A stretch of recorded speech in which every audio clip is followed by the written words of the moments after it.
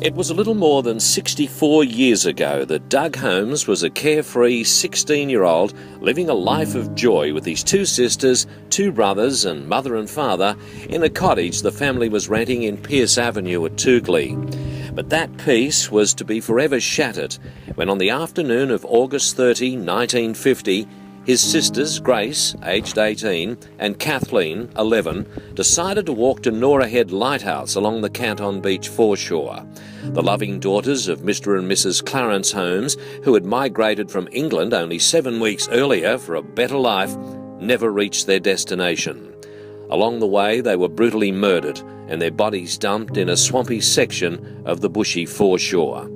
Doug Holmes, now aged 80, lives on the coast after moving to Queensland as a young married man and is the sole surviving member of that family. He's still looking for answers to that grisly tragedy.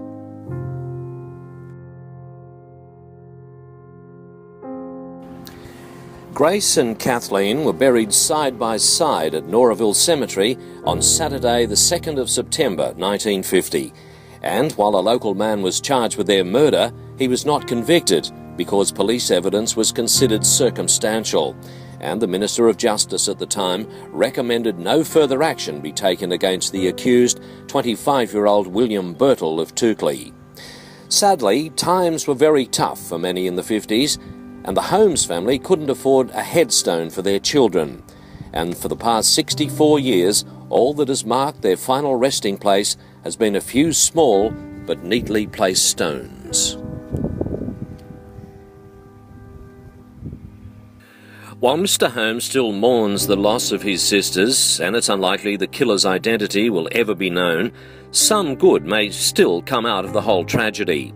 A local man and father of 3 girls, Gary Ballinger, stumbled across details of the tragedy that received nationwide media coverage at the time, while researching another matter, and has begun a campaign to raise money for a proper headstone. His quest recently brought him into contact with Mr. Holmes for the first time, and with his support, Gary hopes to raise about $2,500. For Mr. Holmes, whose own life since has had more than its fair share of ups and downs, it's been a humbling experience.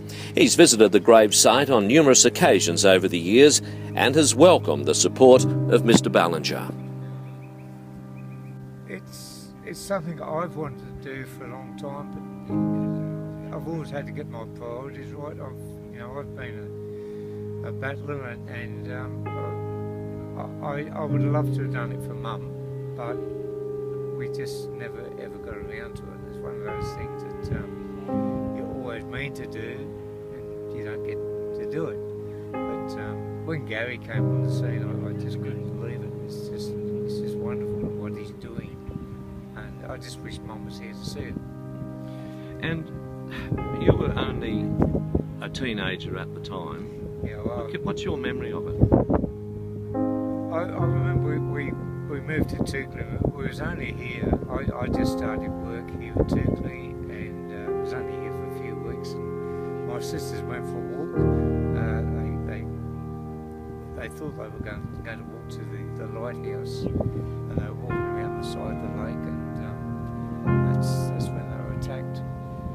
And I remember the search. We searched all night, and most of the night, and then the following morning the police were involved, and they decided that if they were found, they'd fire a shot into the air, and I heard the shot, and I was in great relief. At that time I didn't realise they were dead. So, yeah.